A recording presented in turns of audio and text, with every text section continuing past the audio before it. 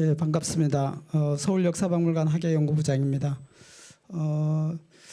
제가 오늘 발표할 내용은 그 630년 도시 서울의 역사, 서울의 변화를 함축하고 있는 작지만 큰 하천, 청계천입니다. 저는 하천이란 것이 물리적인 크기로만 결정되는 것은 아니라고 생각합니다.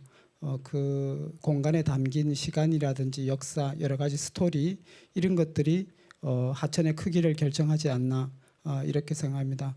개인적으로 저는 그 2002년부터 2005년까지 그 청계천 복원 프로젝트에 참여를 했고 이후에 그 2년 동안 청계천 박물관장으로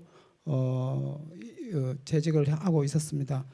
그 한 5년 동안 제가 그 청계천이 어떤 하천인지 또 도시 서울의 변화와 청계천이 어떻게 연계되어서 함께 변화되었는지 이런 문제에 대해서 여러 가지 고민도 하고 연구도 한 그 경험이 있습니다. 오늘 발표 내용은 그런 내용을 좀 30분 정도로 함축해서 발표 드리도록 하겠습니다. 발표 시작하겠습니다. 청계천은 그 한강이라는 것이 서울의 시역으로 들어오기 전에 청계천은 서울에서 가장 중심적인 하천이었다고 생각하시면 될 겁니다. 저 지도는 18세기의 서울 지도인데요. 그 가운데 약간 푸른색으로 된 물길들이 그 물길이 청계천이고 서울의 모든 물길들이 청계천으로 모여들었습니다. 실제로 조선시대 조선왕조실록이라든지 여러 기록에는 청계천을 대천이라고 하고 있습니다. 청계천의 실제 길이는 한 10km 정도 되죠. 그러나 청계천을 부를 때는 이렇게 대천이라고 부를 만큼 여러 가지 함축적인 의미를 담고 있다고 생각하시면 될 것 같습니다.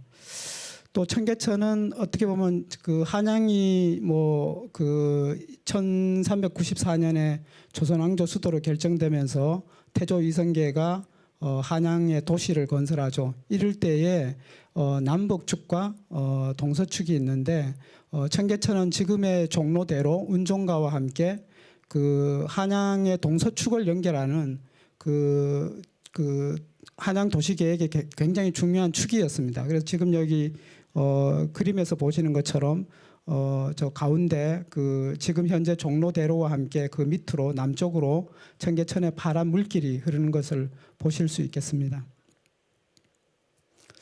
그래서 그 청계천이라는 것이 지금 이제 조선시대는 개천이었는데 청계천은 여러분들 혹시 자연하천으로 알고 계실지 모르지만은 반자연 반인공 하천으로 보시면 될 것 같습니다. 처음에 자연적으로 물이 흐르고 있었겠죠. 그러나 수도라는 큰 도시가 계획되는 이상은 저 물길을 자연하천으로 그냥 둘 수는 없었습니다. 그래서 정도 초기에 지금 저기 종로대로에 기와집 있는 저게 시전이고 그 밑으로 이르는 물들이 저 빨간 표시해 놓은 부분이 이제 개천이라고 쓰여져 있는데 이 개천이 개천을 만들어서 어떤 도시의 배수 시설, 배수관을 만드는 것이 굉장히 국가의 중요한 과제였습니다. 그래서 1411년 개천도감이라는 걸 설치하죠. 원래 개천이란 말은 하천을 개수하다, 하천을 열다 하는 이 보통 명사였습니다. 공사 이름이겠죠. 요즘에 예를 들자면 무슨 도로 공사하는 것처럼 개천공사였던 거죠. 그런 건데 이 개천이 워낙 큰 공사였기 때문에 하천의 이름으로 그냥 고유명사화된 것이라고 보시면 될 것 같습니다. 그래서 1412년에 한 그 5만 명의 그 인부를 동원해서 대규모 이제 그 개수 공사를 시작하게 되는 거죠. 이처럼 이때부터 청계천은 인공 하천으로서 도시 하천으로서 기능을 하게 되는 겁니다.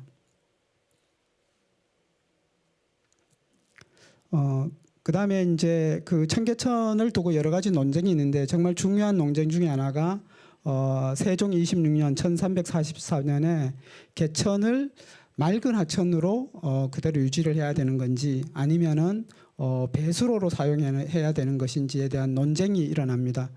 집현전 교리 그 어효촌과 또 풍수가인 이연로의 명당수 논쟁이 벌어졌는데 핵심은 이겁니다. 개천이 더러워져야 한양 전체를 깨끗하게 유지할 수 있다. 그 인구 10만의 도시가 유지하려면은 10만이 먹고 마시고 그것을 배설할 수 있는 어떤 관로가 필요한 거죠. 그 큰 관로가 뭐냐? 바로 청계천이었던 것입니다. 그 세종은 이런 주장을 한 사람이 어효첨이라는 사람인데 세종은 이연로와 어효첨의 그 논쟁을 듣고 이연로의 손을 들어주게 됩니다. 그래서 청계천은 어떤 면에서 보면 저기에 있는 모든 그 서울의 마을 곳곳에 흐르고 있는 파란 물길들은 사실은 하천이라기보다는 배수로 역할을 했고 그 배수로의 큰 관로 역할을 한 것이 바로 청계천이라고 보시면 될 것 같습니다. 이 청계천을 통해서 서울 한양 도성 사람들이 뭐 버리는 쓰레기라든지 여러 가지 그 대소변 이런 것들이 쓸려 나가게 되는 거죠. 그 다음에 청계천은 그 위민 정치 어떻게 보면은 그 이 전통 왕조 시대에 왕이 선정을 한다는 것은 뭐냐? 백성을 배부르게 그 다음에 편리하게 행복하게 잘 살 수 있는 뭐 요즘이나 마찬가지죠. 이런 것들을 위한 건데 위민 정치의 어떤 장이라고 볼 수 있습니다. 그 대표적인 임금이 바로 영조라고 할 수 있었는데요.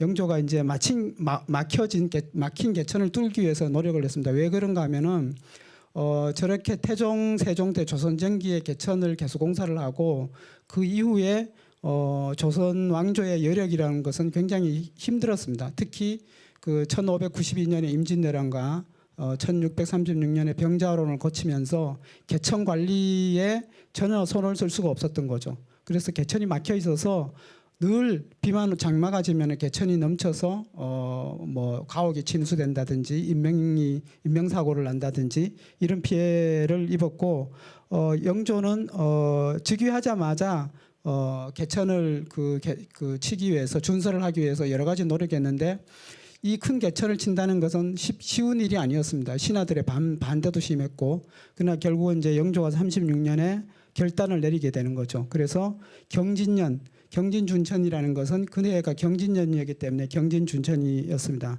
그 다음에 1768년에 또 광통교도 증축하고 1773년에는 개천 양안을 석축으로 쌓아서 비가 와도 이게 쉽게 무너지지 않도록 이런 이제 조치를 하게 되는 거죠. 영조는 어떻게 얘기했는가 하면은 누가 나에게 50년 동안 무슨 일을 했나고 물으면은 탕평, 인재를 균등하게 쓰는 탕평과 백성들의 세 부담을 줄여주는 균역 그리고 나머지 한 가지가 준천이다 이렇게 말할 정도로 준천에 굉장히 애정을 쏟았고 그 자기가 준천을 실행한 거에 대해서 자부심을 가지고 있었다고 보시면 될 것 같습니다. 영조가 이런 위민 정치를 하신 거 보면 저쪽 끝에 왼쪽에 있는 사진이 이제 경진지평이고 그 밑에 홈으로 이렇게 줄이 쳐져 있을 겁니다. 저게 뭔가 하면은 다음에 후대 임금이 그 개천을 준설할 때 저기까지 저 선이 드러나도록까지 모래를 파내야 된다는 어떤 표시 같은 거죠. 그 다음에 1773년에 쌓은 그 개천 석축이 보이고요. 그 다음에 이제 영조가 준천 개첩에 자기의 그 준천에 대한 마음을 담은 건데 준천의 공력을 다 마친 것은 경들의 정성을 다했기 때문이다. 내가 듣기로 후한 광무제가 말하기를 뜻이 있으면 반드시 이루어진다고 하였다. 이런 이제 글귀를 남겨서 어렵지만은 어렵더라도 반드시 실행해야 되는 일은 해야 된다. 이런 그 후세에 귀감이 되는 얘기를 저렇게 써서 남겼습니다. 그 다음에 이제 이번 주제가 이제 수변 문화인데 개천에 어떤 수변 문화가 있는가 조선시대에 한번 살펴보시면은 저 가운데 중촌이라고 빨갛게 표시된 데가 현재 오늘날 청계천의 핵심 지역이라고 보시면 되고 저기가 바로 지금 광통교하고 효경교 지금 한 청계천 4가 정도 될 것 같습니다. 저기에는 그 중인 그러니까 시전상인이나 의원, 역관, 하원 이 사람들이 어떻습니까? 요즘으로 말하면 전문인들이죠, 그죠? 뭐 의원 같으면 의사고 역관 같으면 외교관, 그 다음에 하원 같으면 화가들이 자연적으로 어떻게 보면은 그 수변 문화의 주인공이 될 수밖에 없는 인적 구성을 가지고 있었던 겁니다. 저기가 바로 중촌이 중립 문화의 중심이 되는 것이죠. 보시면은 이제 여기에 구체적으로 어떤 문화가 있었는가, 육교 시사라는 게 있는데, 이건 뭔가면은 문인들이 모여가지고 시를 읽고 또 서로의 시를 품평하고 이런 모임입니다. 이 중심 장소가 어딘가 하면은 광통교였습니다. 광통교. 그 다음에 옆에 보시면은 그 조선 시대에 우리가 오늘날 생각할 수 없을 정도로 많은 출판 문화가 있었습니다. 심지어 그 얼마 전에 그 무슨 그 정조하고 의빈성 씨하고 무슨 드라마도 있었지만은 의빈성 씨가 책을 읽어주죠, 그죠? 그런 것처럼 저런 이제 그 많은 출판물들이 방각본이라고 하는데 상업용 출판, 판매를 위한 출판물들이 많이 만들어져서 이제 그 출판을 하게 했는데, 그 중심 장소가 저렇게 보면 무교가 봐도 바로 서울시청 뒤에 무교동을 얘기하는 겁니다. 무교, 유동, 그다음에 미동, 합동, 광교, 동료는 지금 구리개 을지로를 얘기하는 거고요. 모교는 모정교를 얘기하는 겁니다. 이런 주변에 이런 그 출판 필사본을 만들어내는 출판사들이 생겨서 책을 판매하는 거죠. 여러분들 뭐 즐겨 있는 삼국지 같은 경우는 조선시대의 대표적인 금서였습니다. 예. 그러나 실제 필사본들이 엄청나게 많이 남아 있다는 것은 그 금서라는 어떤 제도의 제약 속에서도 사람들이 훨씬 더 많이 읽었다는, 소비가 많았다는 이런 것들을 반증하게 되는 것이죠. 그다음에 그 광통교회는 이제 서화사라는, 사라는 것은 가게를 얘기하는데 요즘 말로 하면 뭐 화廊 같은 것이죠. 저기는 이제 전시도 하고 그림 전시도 하고 판매도 하기도 하고, 물론 이제 수준 높은 그림도 있었지만은 일반 서민들의 수요를 맞춘 민화라든지 또 춘화 같은 경우도 그려서 판매하기도 했습니다. 이 뭐 전시 장면을 한 것이긴 하지만은 광통교 아래에 각색 그림이 걸렸구나, 한양가의 일부분인데 광통교 서화사에 가면 여러 가지 그림들이 있어서 그림을 사고 팔 수 있는 이런 문화가 형성되기도 했습니다. 그 다음에 이제 여러 가지 문화 공간 역할을 했는데, 답교놀이, 저 왼쪽 위에 보시는 답교놀이, 그 다음에 그 왼쪽 아래에 보시면 광통교 위에서 연날리기라든지, 그 다음에 오른쪽 위에 연등 행사, 그 다음에 오른쪽 아래 중간하고 아래에 그 척석이라는, 저거 뭔가 척석기는 돌을 던져가지고 석전입니다. 일종의 군사훈련이었지만 놀이문화이기도 했죠. 그래서 실록의 내용을 보면은 시정의 무리들이 단오라 하여 광통교에 모여서 척석기를 하였는데 이 대장 한 명이 돌에 맞아 죽었다. 실제로 뭐 그래서 저거는 이제 조선 초기에 저렇게 했고 후기로 가면 이제 금지가 됩니다. 그래서 더 이상 하지는 않았지만은 청계천에서 저런 여러 가지 다양한 문화 행사가 펼쳐졌다는, 뭐 꼭 돌이 아니어도 요즘 뭐 이렇게 볼 던져서도 저런 놀이를 할 수 요즘으로 재현할 수 있을 것 같습니다. 그 다음에 이제 그 청계천 주변에는 그 한양에서 가장 붐비는 다운타운이었습니다. 저기 그림을 보시면은 주둥을 걸어놓고 판자문 열려 있는데, 술청은 주발이랑 접시 술잔 낭자 안에 밤중에 서늘한 지붕 아래에서 돌고기 구우니 길손 기름진 냄새 따라 많이도 찾아드네. 그래서 그림을 보시면은 저런 청계천 주변에 저런 술집들이 굉장히 많이 있어서, 왜 많았는가 하면은 이 관공서가 많았거든요. 조선 시대 최대의 소비자들은 관공서였죠. 요즘도 그렇지만은. 그래서 저 주변에 저런 이제 그 여러 가지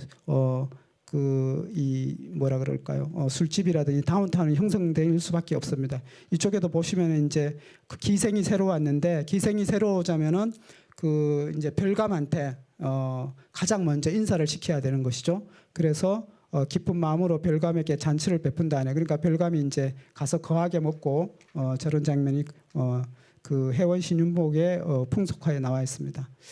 그 다음에 이제 조선시대의 이런 모습은 일제강점기가 들었으면은 이제 청계천은 낙후된 도시에 그 일제 조선총독부는 뭐 식민정책을 선정하기 위해서 계속 저런 이제 그 도시에 어떤 어두운 면을 비출 수밖에 없었죠. 그래서 이 청계천에 대한 여러 가지 기사가 실제로 일어납니다. 저기 보시면 토사물을 청계천에 버렸다. 그 다음에 분효에 쌓인 청계천, 이런 것처럼 청계천의 모든 오물들이 이렇게 버려지게 되고 저쪽에 보시면 한자로 이렇게 큰 이 간판이 솟아 있는데 저게 제창국 한의원이라고 얼마 전까지 서울에도 남아 있었습니다. 한 15년 전까지도 남아 있었는데 저 제창국 의원이 뭐 임질이라든지 전염병을 치료하는 약을 만드는 대표적인 약국 중에 하나였어요. 저 약국이 저게 있었다는 얘기는 청계천에 저런 여러 가지 질병의 온상이었다는 상황을 대변하기도 합니다. 그래서 조선청독부와 경성부에서는 어떻게 하느냐, 청계천을 덮어라, 이런 이제 계획을 내리게 되는 거죠. 그래서 경성부에서 청계천 복개 계획을 저렇게 옆에 보시는 그 청사진 도면에서 보시는 것처럼 구체적인 복개 계획을 세웁니다. 우리가 알기로는 청계천이 복개된 것은 해방 이후에 된 것으로 알고 있지만은 실제로 일제강점기 때 저런 청계천 복개 계획이 있었고, 근데 실제로는 여기 보시면 청계천 암거 실시는 도시발전상에 뭐 아주 절실하다, 교통위생 보안 등 방면으로 대경성의 체면 문제다. 저걸 덮어야 서울 도시 경성이 살 수 있다. 이렇게 이제 논리를 펴는 거죠. 그래서 실제 저 둥근 원안에 보시면은 저게 지금 청계천 광장에서부터 저 광통교 조금 상부까지가 저렇게 복개된 것을 볼 수가 있습니다.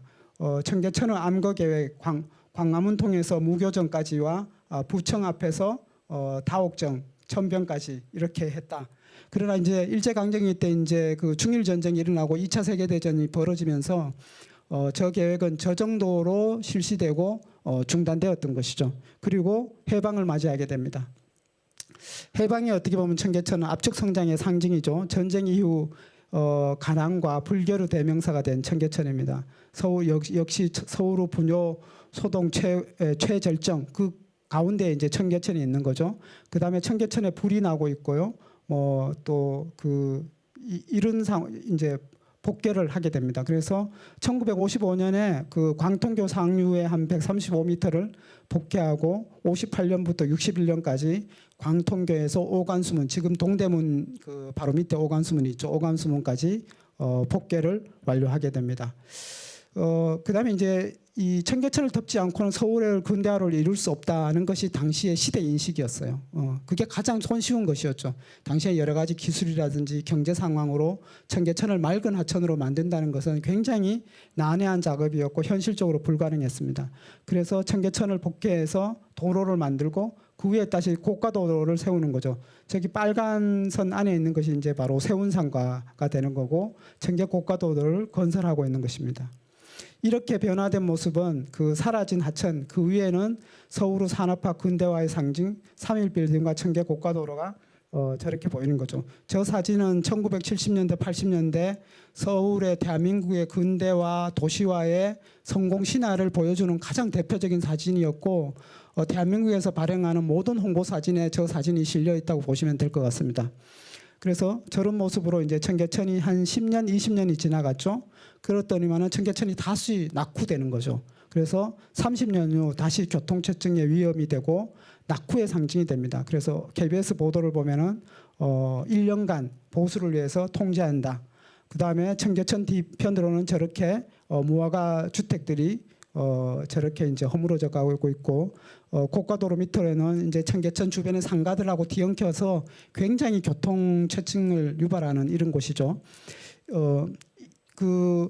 저기 30년 전에는 서울의 도시 근대화를 위해서 청계천을 복개를 시켜 덮어야 됐는데 30년 후에는 서울에 다시 그 글로벌 도시 서울의 그 이미지를 위해서 청계천을 다시 복개된 도로를 뜯어내고 하천에 물이 흐르도록 하는 이런 정책이 시행됩니다. 그래서 이때 바로 이제 그 청계천 복원 계획이 이제 그 전시적인 이슈화되고 청계천을 복원해야 된다고 주장하는 당시 이제 이명박 후보가 시장으로 당선됨으로써 청계천 복원이 이제 구체화되는 거죠. 그래서 청계천 복원 기공식이 이루어지고 저렇게 보면은 고가도로를 뚫어내고 복개된 도로를 콘크리트를 걷어내고 하천을 만들게 되고 그 다음에 한 약 3년이라는 공사를 거쳐서 저렇게 이제 새물맞이 행사를 하게 되는 겁니다.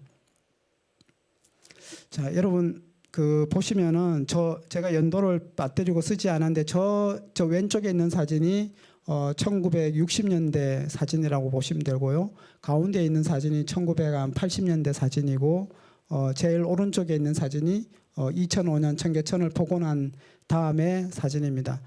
불과 50년 동안 청계천은 저렇게 많은 그 어떻게 보면은 이게 이 곡선을 긋는 선을 긋는 게 아니고 마치 계단이 이렇게 올라가듯이 에스컬레이션을 하듯이 이렇게 그 변했습니다. 저게 바로 서울의 어떤 도시의 성장과 압축 성장한 서울의 그 여러 가지 면을 가장 함축적으로 보여주고 있는 장소가 아닌가 생각됩니다. 빈곤과 불결이었을 때는 복결을 했지만은 근대화 도시화의 상징이었다가 다시 낙후와 위험의 어떤 대명사가 됐을 때는 다시 복원을 실시하게 되고 지금 현재는 자연회복과 지속성장의 상징처럼 많은 서울 시민들이 또 외국 관광객들이 찾고 있는 곳이 청계천이라고 할 수 있습니다. 좀 뭐 요약을 하자면은 청계천은 약 10km의 작은 하천이지만은 도성의 모든 물길이 모이는 대천이자 한양의 도시 건설과 함께 탄생한 한양의 동속 가로의 중심축이고 도시 한양을 깨끗하게 유지하기 위한 자연 배수로 그다음에 위민 정치가 펼쳐진 현장이며 수도 한양의 대표적인 수변 문화 공간이자 최대의 다운타운이었으며 낙후된 식민 도시 경성의 상징이었고 해방 이후에는 급속한 도시화 근대화가 일어나 압축 성장의 상징이라고 할 수 있습니다. 이런 점에서 청계천은 630년 동안 서울의 어떤 도시 변화와 함께 이렇게 해왔고 10km의 작은 하천이지만 그 속에 담겨 있는 여러 가지 의미는 서울에서 한강 다음 가는 큰 하천이 아닐까 저는 개인적으로 그렇게 생각합니다. 이상 발표를 마치겠습니다.